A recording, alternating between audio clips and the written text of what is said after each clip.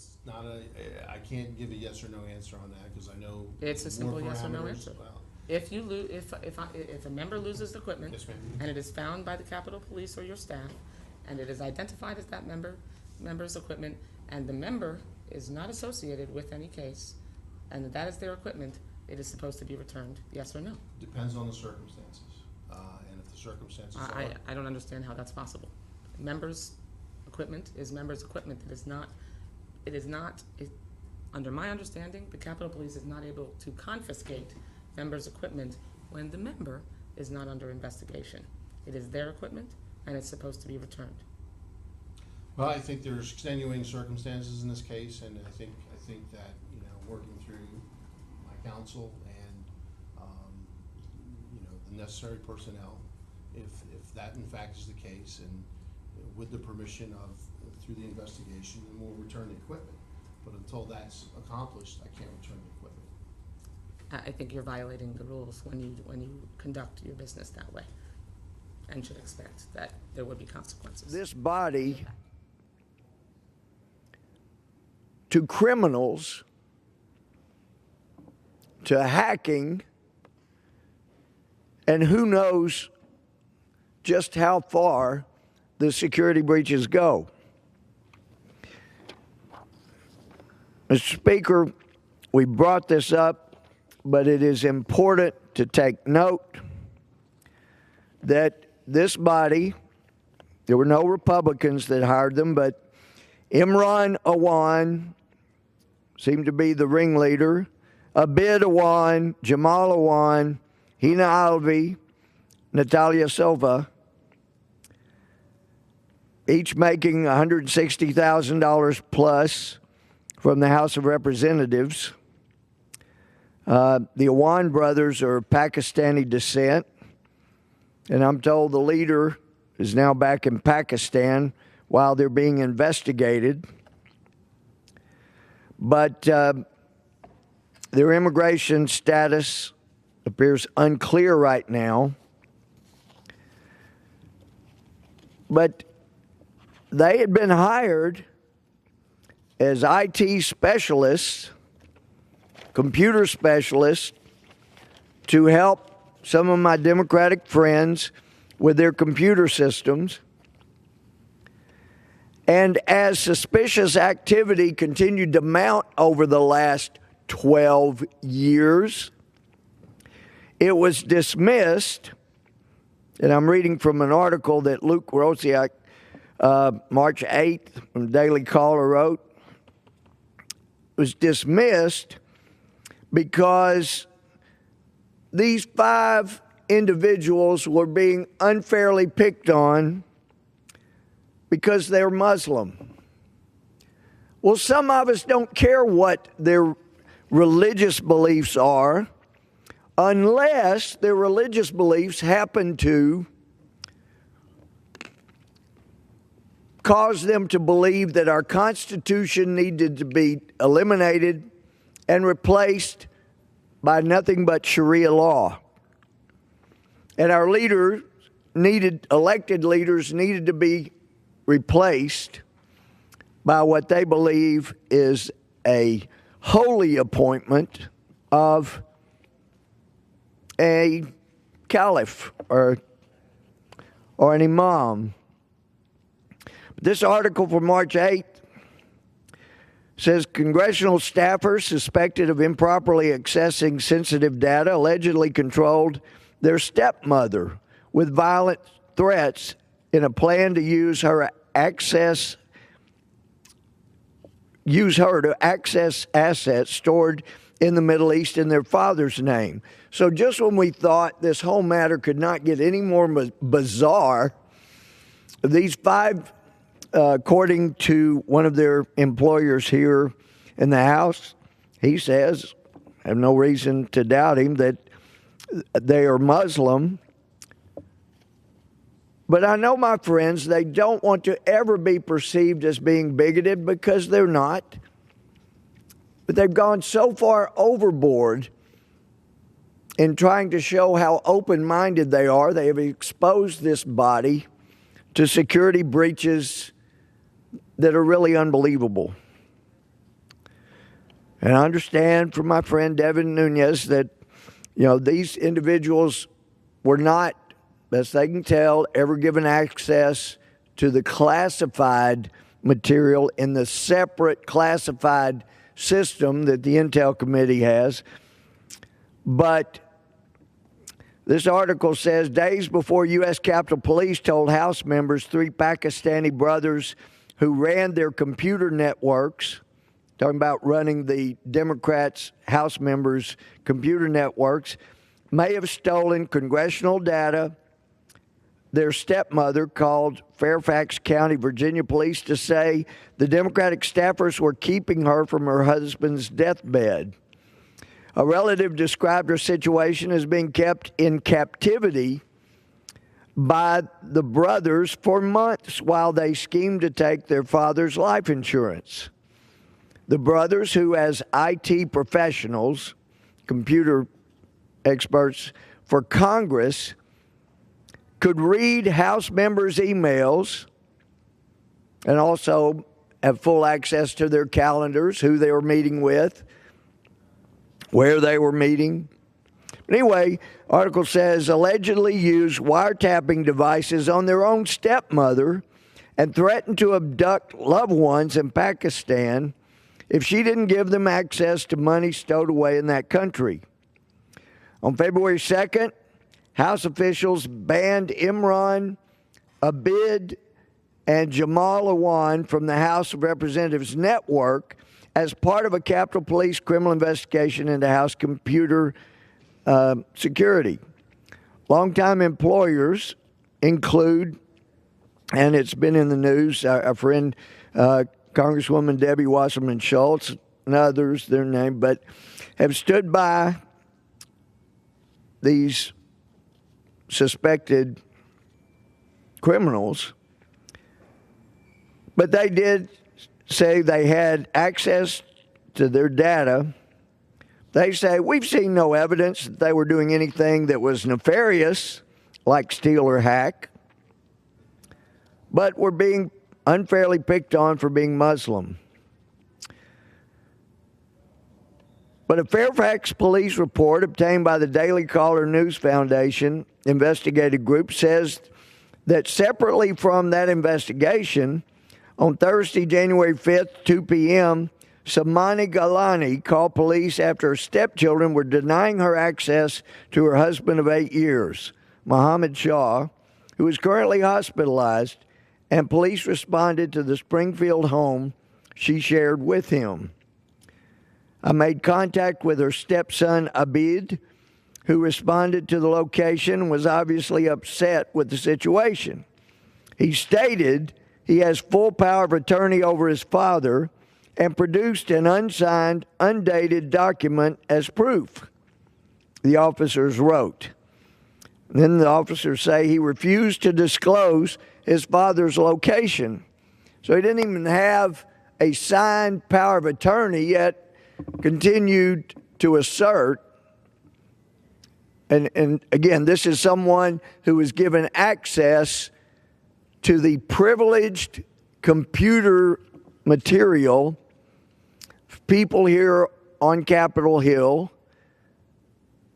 and I'm told by other IT professionals that do work here that if you know what you're doing and you have access to even one Congress member's computer, which means their calendar, their emails, notes taken and stored on the computer about meetings, then it's very easy, if you're good, to access virtually anybody else's information here in Congress. And I was told some time back by one of my friends in intelligence that at one time there was concern about positions I had taken, like in support of Egypt and against the Muslim Brotherhood, and that there were those who were monitoring people that came to my office. They knew, I was told, they know everybody that walks into your office. So when you see these kind of reports, Mr. Speaker, it's a little disconcerting. And it's disconcerting that people are not more concerned here in this body about the potential for the kind of breach that's being stated here. Anyway, the article goes on. The father died days later, with his children denying him a final moment with his loved one, and the body was taken to Pakistan, where there were significant assets in their father's name. Gilani was shocked to learn that his death certificate, that of her husband, listed him as divorced, according to a relative of Gilani's. The relative spoke only on condition of anonymity. Quote, they kept their stepmother in sort of illegal captivity from October 16th, 2016 to February 2nd, unquote. The relative said, telling her they were in charge of her life and said she was not allowed to speak to anyone. The fact that she did not speak English made it easy for them to take advantage of her. As Shah lay hospitalized, they would not let the father communicate with the wife. They would say he'd be meeting with her when they said so. The brothers bugged her house with hidden listening devices and told her movements were under constant surveillance, and conversations within the house and over the telephone were being listened to. They would repeat what she had told people to prove that they were really listening. This happened in the United States of America. Can you believe it? The relative asked. Gilani obtained a secret cell phone and stood in the yard to communicate with relatives who encouraged her to call the police. After she did, Abid threatened her very severely, made her fearful. They told her they were going to abduct or kidnap her family back in Pakistan, and she had to apologize. Imran, and that's the individual that was doing computer work here for, had done some for so many of our Democratic friends here in the House. But he tried to manipulate her. She said to him, if you say you're my son, then why are you keeping my phone conversations listened to? So he said he would remove the devices. He came to the house. She saw him remove a couple, including under the kitchen counter. So it's interesting. We have these guys who members of Congress said they don't need a background check. We can trust them. We're open-minded. You know, they're Muslim, but we're not prejudiced. We don't even require a background check because we know we can trust them. And we don't know what they did here in the House, but in their stepmother's house, they planted listening devices. Apparently, they knew where to get them. They knew how to use them in the home. It still leads one to wonder, what all did they do during the 12 years they were working on computer systems here on Capitol Hill? And it's still, we know the allegations have been talked about at length in the media about the hacking of the Democratic National Committee. But I keep asking, are these the guys that set up the Democratic National Committee's computers? Guys that are good at planting listening devices. They're good at setting up cameras to monitor movement and what's going on. Did these guys help the Democratic National Committee set up their system without any background checks? These guys that made it so vulnerable to being hacked by Russians or most anyone else who cared to try? Gilani learned from a life insurance executive that a few days before the father's death, the beneficiary was changed and a bid became the beneficiary, the relative said. On top of that, the Springfield house where she lived would go to a bid. Golani fled from the brothers and has filed a second police complaint with Fairfax County over insurance fraud and other abuses. A bid did not return a request for comment from the Daily Caller. Well, and it also pointed out that after Mr. Shaw passed away, these people that were doing computer work for members of Congress without background check, they came into her house. She said whatever documents were there, they stole, along with a couple of laptops that were their father's property, and they left for Pakistan. Now, I'd heard somebody should have known that the ringleader here that headed up the computer company that serviced so many of the this article talks about a handful of Democrats, but I've been hearing that at one time over the last 12 years, they may have serviced as many as 80 different Democratic members of Congress's computers. But the relative is coming forward now, according to the article, because members of Congress have attempted to downplay the brothers' potential crimes and have limited the investigation to just the Capitol Police, who lack the ability to investigate cyber breaches and international crimes, and despite naming the brothers as suspects, have not even arrested them. And this is apparently a Muslim woman who says, I'm fighting to protect the country. Talking about the United States. These are very bad people. Kind of reminds one of the father who came forward to point out that his son had become radicalized and was a terrorist threat. And because under the Obama administration,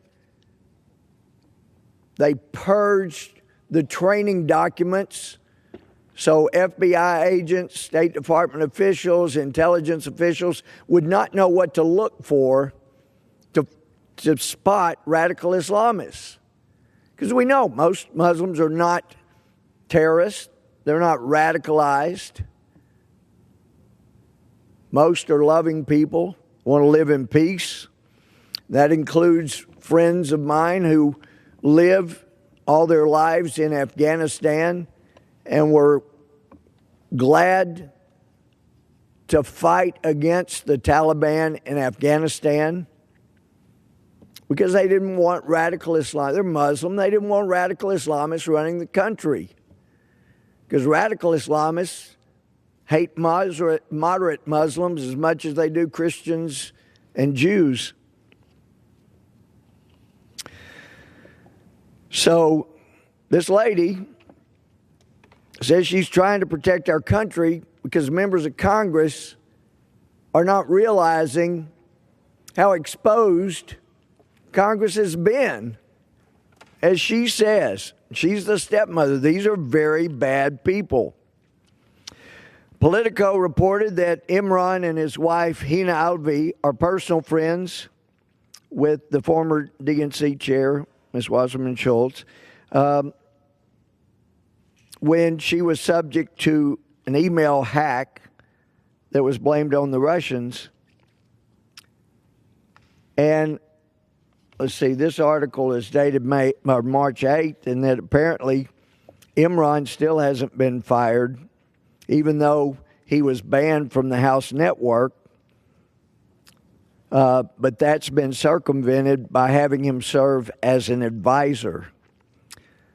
Well, Imran began working for her in 2005, the article says, and soon after his two brothers and two of their wives all appeared on the congressional payroll, collecting more than $4 million.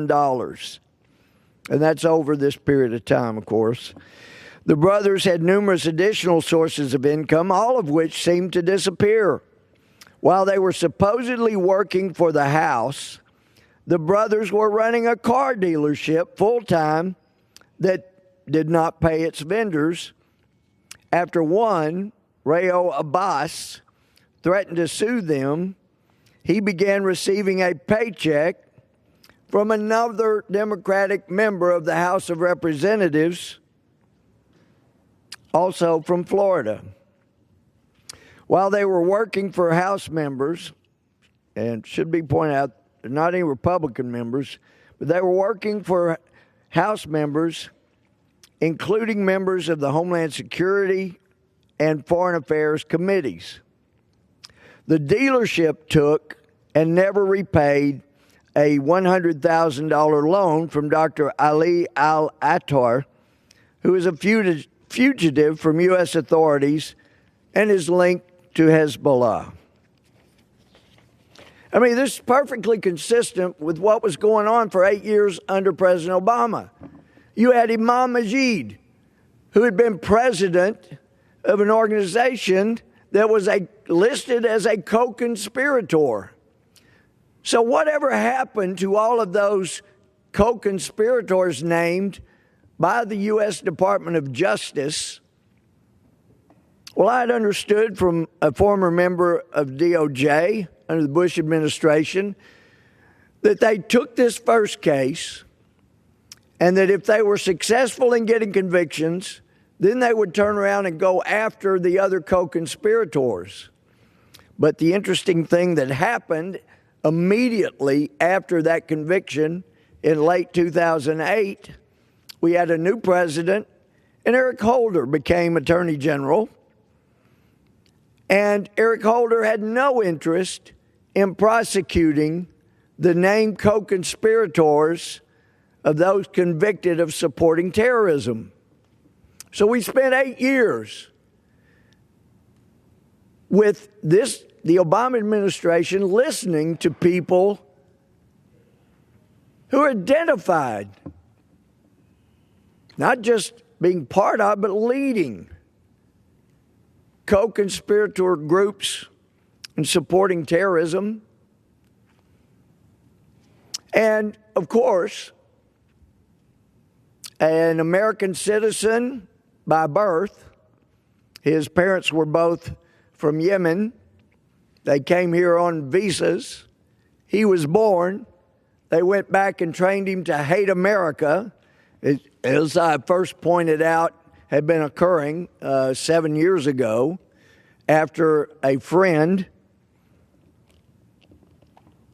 in an international setting advised me that this person knew of radical Islamic leaders who sent their wives to the United States to have babies so they could bring them back, teach them to hate America, and they'd be American citizens. They could come in and out at will.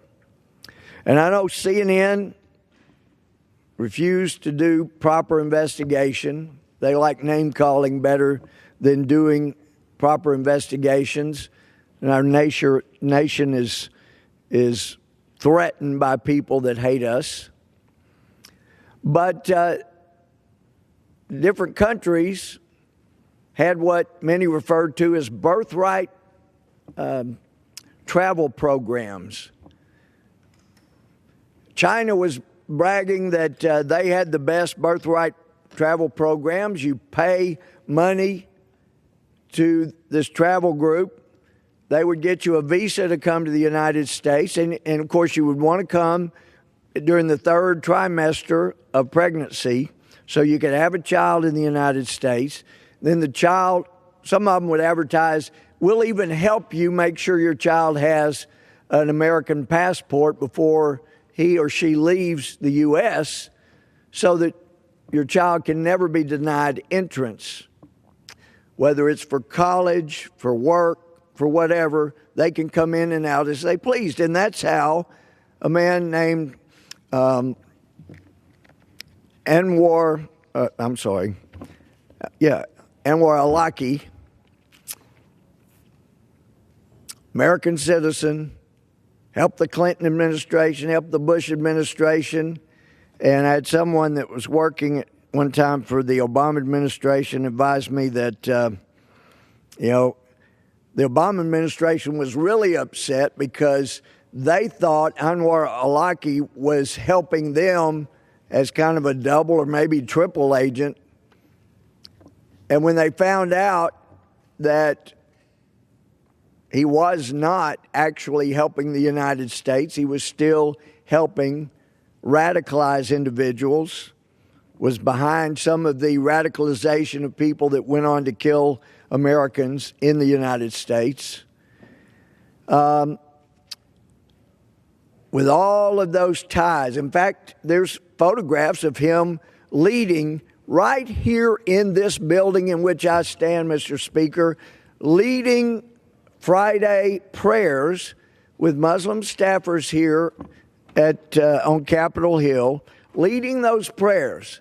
So President Obama thinks that with all his ties to people in his administration, to people on Capitol Hill, this guy, American citizen, free to come in and go as he wishes, was so dangerous, we could not possibly allow him to come back and have a trial where he could testify about all his connections to people in the Obama administration or Bush or Clinton administration. This guy is so dangerous, we better blow him up in Yemen, silence him forever. We don't want to give this guy a trial. Silence him forever, the first American citizen to be ordered killed by a president without a trial with a drone strike. That was Anwar al-Awlaki. There's so many others. Heck, Muslim brother, former president of Egypt, who was removed by ordered removed by the largest gathering of peaceful demonstrators in the history of the world. These were incredible Egyptian people, Muslims, Christians, Jews, secularists, all joined together to demand the removal of this corrupt, evil Morsi. Even though we did have Senator McCain fly over there and demand the Egyptians release this Muslim brother from prison and put him back in charge, he was on his way to becoming what Chavez was to Venezuela. He was about to be to Egypt. So it wasn't just Democrats that were fooled. But thank God, thank God that the Egyptian people would not have it. Morsi claimed to have had 13 million or so votes, but the Egyptians tell me, when I've been over there visiting with friends, that they knew there was a lot of fraud, that he probably did not get elected with the majority of the votes. But the Muslim Brotherhood made clear to his opponents and those who wanted him removed, if you try to remove Morsi, we will burn this country down. And when Morsi was removed, the Muslim Brotherhood tried to do that.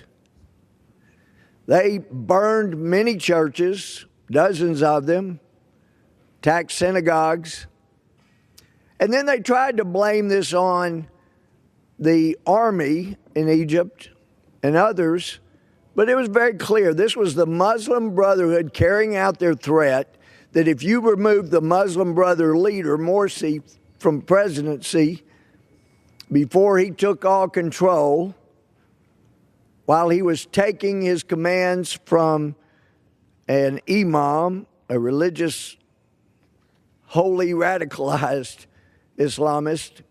I'm told they had him on video taking orders from such an imam. Well, he didn't get back into power, and they recognized the Muslim Brotherhood as a terrorist group.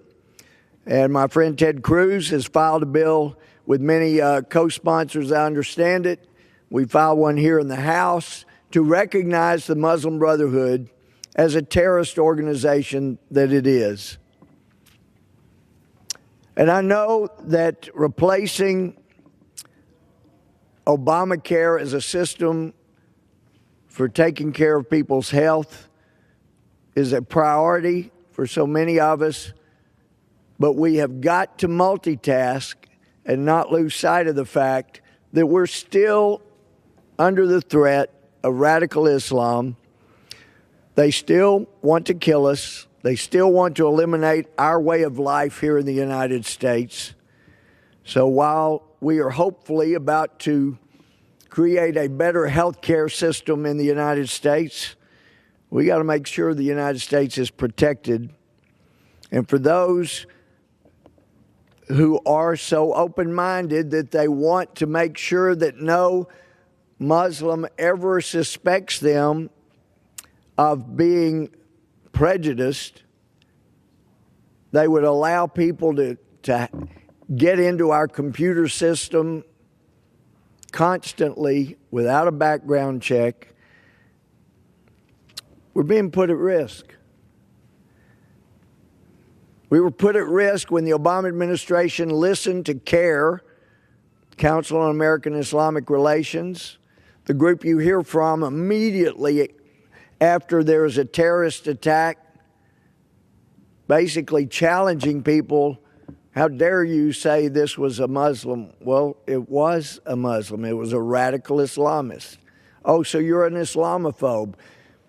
I kept hearing from people inside Homeland Security that we were spending more time and effort training our officers to spot Islamophobes than we were training them to understand radical Islam. But that's exactly why Tsarnaev was never stopped, was never picked up and prevented from killing people and maiming people at Boston, is because the FBI agents, doing the best that they could, had been deprived of Kim Jensen's 700-plus pages on radical Islam that the Obama administration did not want FBI trainees to see and to know. They finally brought it back toward the end, but most FBI trainees never got any training on what radical Islam looks like. They never knew what questions to ask. They never knew what questions to ask at a mosque. And yes, if somebody is suspected of being a radical Islamist, you should go to the mosque, talk to their friends, find out how they were acting, find out what their new religious practices were. Because they're people that understand and have studied radical Islam. They know. Kim Jensen knew.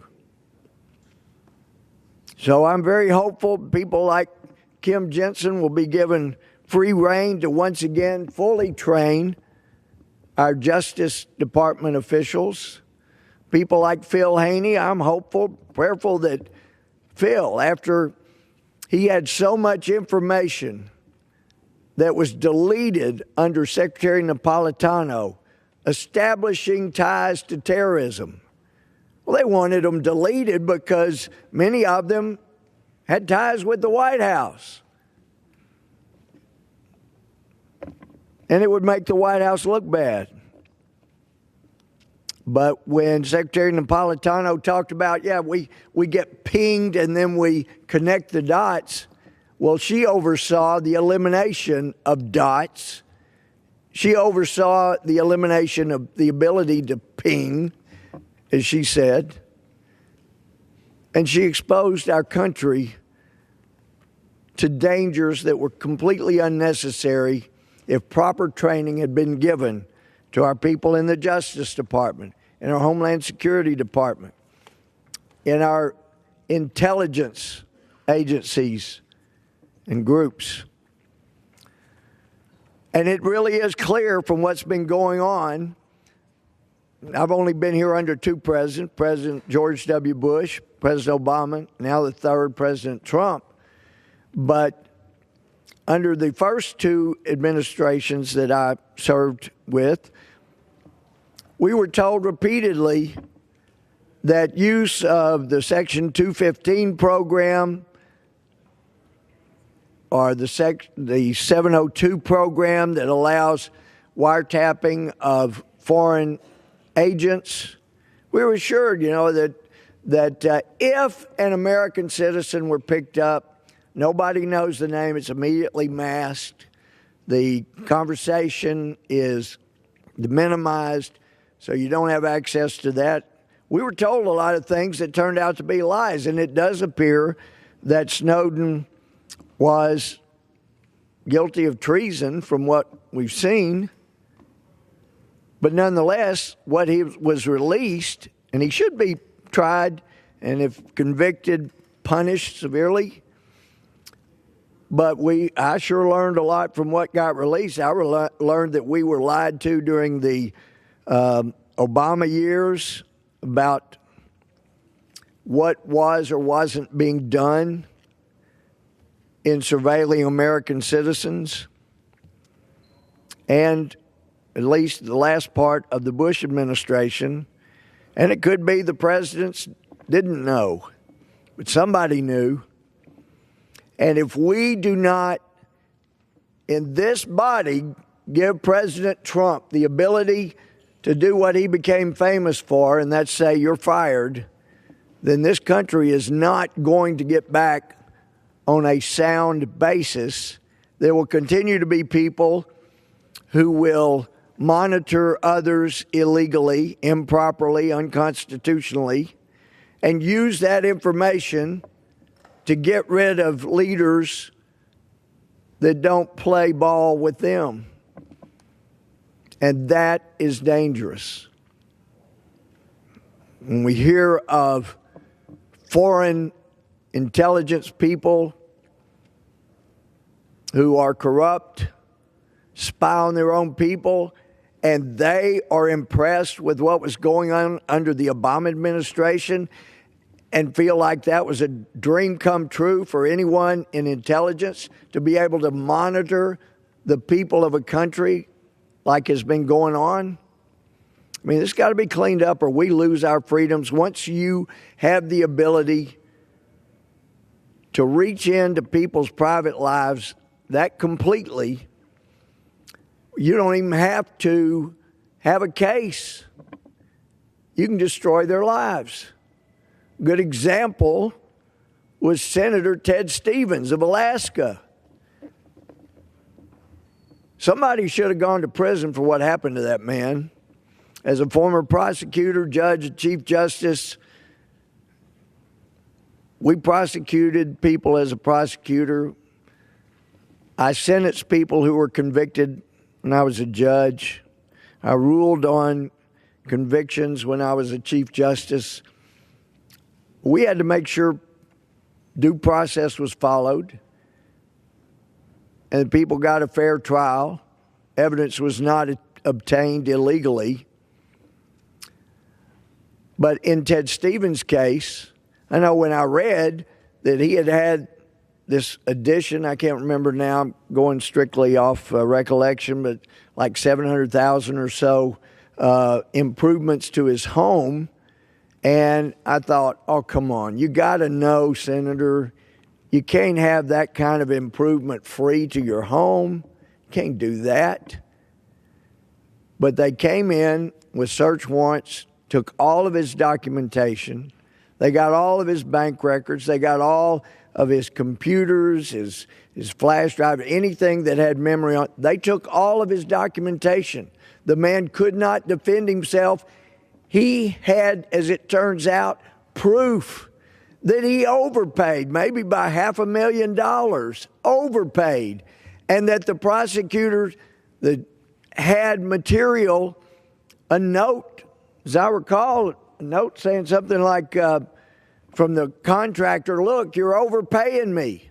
Senator Stevens saying, yeah, I got to overpay you because they'll look closely at everything I do, and yes, I'm overpaying you, but I want the addition, and I got to do this so I can never get in trouble.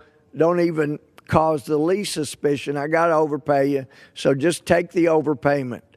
He didn't have those documents, and he was not allowed to testify about documents that were not producible. He couldn't produce them. because the prosecutors or the FBI, somebody kept those and refused to turn them over, which is a violation of the law. And it's a crime to unfairly prosecute somebody when you know they have evidence to prove they're innocent. You don't even give it back to him so he can use it and show the truth. Thank God there was a whistleblower that finally exposed, if I recall correctly, I believe it was an FBI agent. And the judge, hit the roof, of course. Any judge, I would have. You deceived us?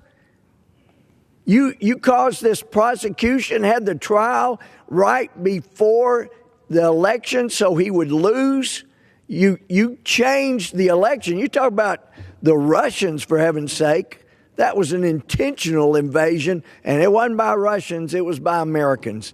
And they ran that Republican senator out of his office, basically destroyed his life.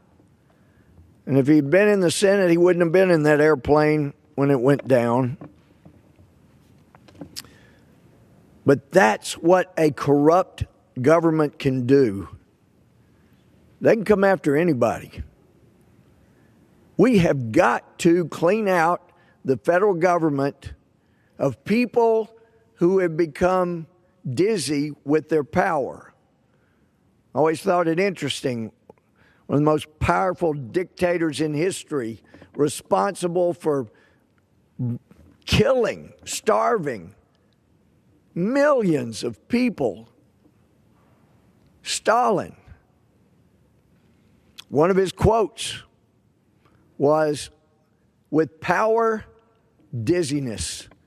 Well, we got a lot of dizzy people working in the federal government. Thank God that there are not more of those than there are people that love America, that really do keep their oath to the Constitution. But it has become very dangerous. And we have got to get to the bottom of this. And I have people say, "Louis, aren't you worried? I mean, you're talking about people that can destroy a senator, can destroy all kinds of people. Aren't you worried they'll come after you, try to destroy you the same way?" I am more concerned about my country. We have got to salvage this country's freedoms from the brink that it came to under the Obama administration.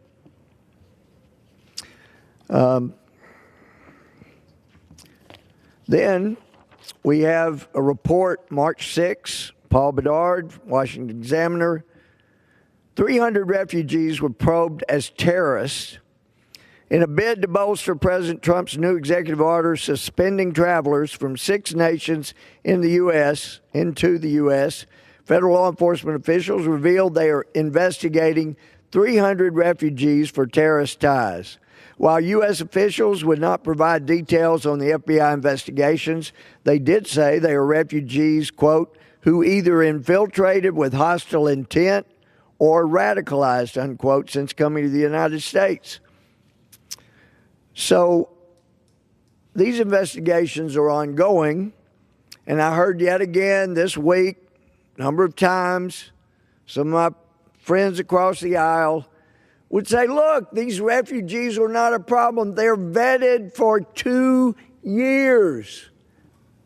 We don't have to worry about them." Yes, we do. We've already seen people that came in as refugees, people that were granted asylum. A couple of them, I believe there was Tennessee or Kentucky, where they got asylum. They had not bothered to check or notice that their fingerprints were on IEDs that were set up to kill Americans. So this 2-year vetting, where always, oh, no, it's a long, tedious process to make sure they're okay. Well, I found out this week from an official with Homeland Security who said he wanted to know just how thorough the 2-year investigation and vetting was by the UN. Because he knew Homeland Security didn't do 2 years of vetting on these refugees. And of course, the judges, don't know, sick them from come here out in the Ninth Circuit, think they have the right under the Constitution to be dictators, and for them, without proper knowledge of what is and isn't a threat to this country, to just dismiss orders that the president has the authority to make and just say, they're unconstitutional, even though from their own statements they proved their own ignorance. So we've got refugees coming in. Thank God somebody at the Homeland Security Department wanted to get to the bottom of exactly what occurs during the 2 years that the United Nations Refugee Program does in vetting people. So he went straight to person in charge of the refugee program at that time.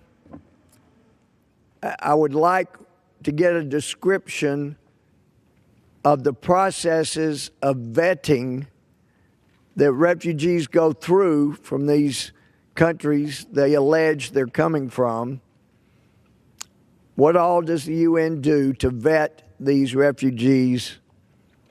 And the answer came back, well, actually, we don't do any vetting of the refugees. It's a long 2-year process most of the time, as we're trying to convince countries to take these people. Well, we're not spending any of that time looking into their background. The 2 years is what it usually takes to get a country to accept them, to figure out where they're going to go. No, somebody else must do that. We don't worry about that. We're just trying to find a place for them. So, Mr. Speaker, next time you hear somebody say, oh, no, this is a very thorough 2-year process of vetting these refugees to make sure they're not a threat, then I hope it will come to your mind that a representative of the UN talking to one of our top Homeland Security people, and I'm not going to give his name, but he was told, oh, we don't do any vetting. We're just trying to find a place to put them. And when we find somebody that'll take them, we feel like we've done a great thing. Well, maybe if they're not terrorists, but we've seen the data that indicates that for the amount of money it costs to bring a refugee from the Middle East to the United States and take care of them for a year, what happens, the money actually spent, you could take care of 12 refugees if they were kept in the area, provided a safe area. That's what the Obama administration should have done. Instead of drawing red lines that it couldn't find after it drew them, the Obama administration should have said, we're going to participate in creating a safe area. Provide flyover, provide people there. We're going to provide a safe area for refugees to come to until the war is over and people can return to their homes. Rather than create a system that will allow our enemies in the Islamic State and others to do as they promised us they've been doing and will continue to do, and that is putting their terrorists in amongst the refugees. Instead of doing that, putting our country at risk, let's let them stay near to their home, provide them safety, help provide them what they need.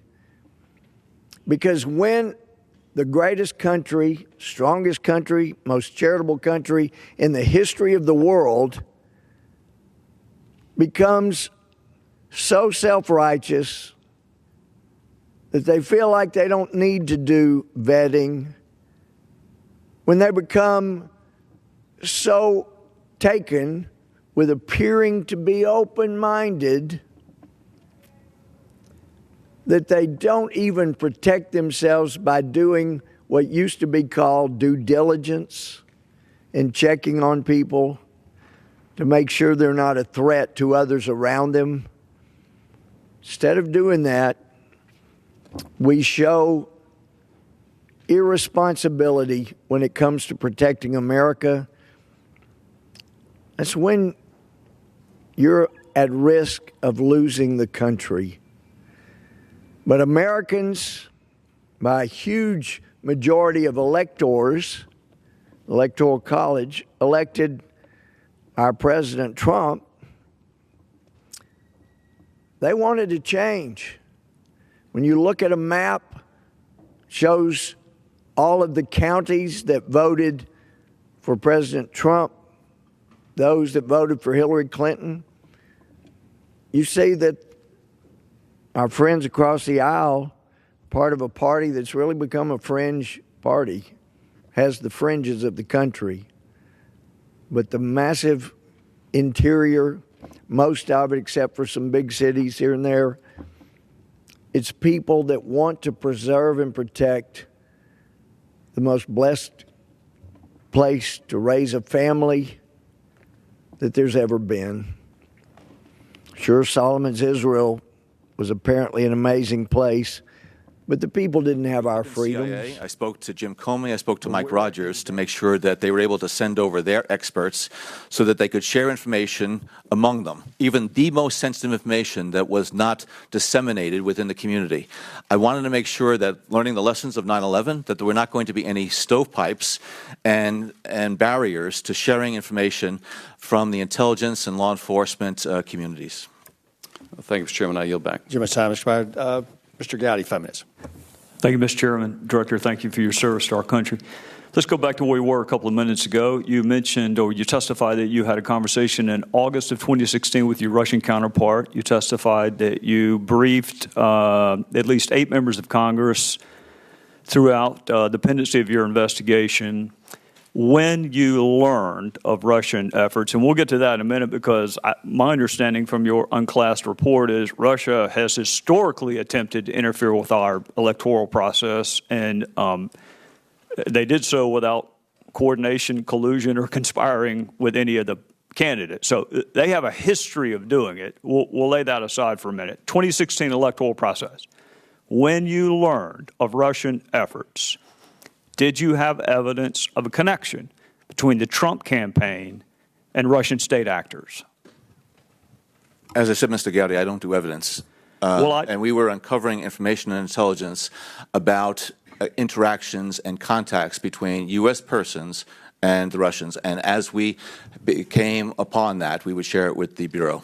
I appreciate that you don't do evidence, Director Brennan. Unfortunately, that's what I do. That's the word we use. You use the word assessment. You use the word tradecraft. I use the word evidence. And the good news for me is lots of my colleagues on the other side of the aisle use the word evidence too. One of my colleagues said there is more than circumstantial evidence of collusion between the Russians and the Trump campaign. Now, there are only 2 types of evidence. There's circumstantial and direct. So if it's more than circumstantial, by necessity, it has to be direct. Those aren't my words. Those are the words of one of my colleagues on the other side of this very committee.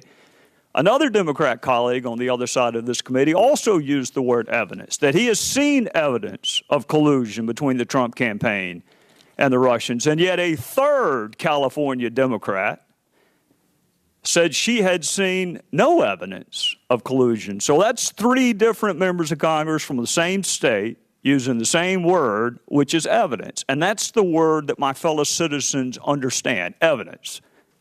Assessment is your vernacular. Tradecraft is your vernacular. You and I both know what the word evidence means. And we're not getting into whether or not you corroborated, contradicted, examined, cross-examined. We're not getting into how you tested and probed the reliability of that evidence. It's a really simple question. Did evidence exist of collusion, coordination, conspiracy between the Trump campaign and Russian state actors at the time you learned of 2016 efforts? I encountered and am aware of information and intelligence that revealed contacts and interactions between Russian officials and U.S. persons involved in the Trump campaign that I was concerned about because of known Russian efforts to suborn such individuals. And it raised questions in my mind, again, whether or not the Russians were able to gain the cooperation of those individuals. I don't know whether or not such collusion, that's your term, such collusion existed. I don't know. But I know that there was a sufficient basis of information and intelligence that required further investigation by the Bureau to determine whether or not U.S. persons were actively conspiring, colluding with Russian officials. Do you know the basis of that information that you share with the Bureau? I mean, what was the nature of the evidence? I think, Mr. Gowdy, this committee has now been provided information that relates to that issue in terms of information that the agency shared with the Bureau, and that is something that is appropriately classified. All right, and you learned that when? When in this chronology did you learn of the contacts between these official members of the Trump campaign, or because there's kind of a tripartite hierarchy. There's Trump himself, there are official members of the campaign, and then there are folks who represented themselves as being connected with him. I'm not going to try to identify individuals nor try to parse it. I don't want you to parse it. I just want you to identify the individuals. I don't want you to parse it. I'm not going to identify the individuals because this is information that, again, is based on classified sources and intelligence. Were they official members of the campaign? I'm going to defer to current agency officials to be able to further provide.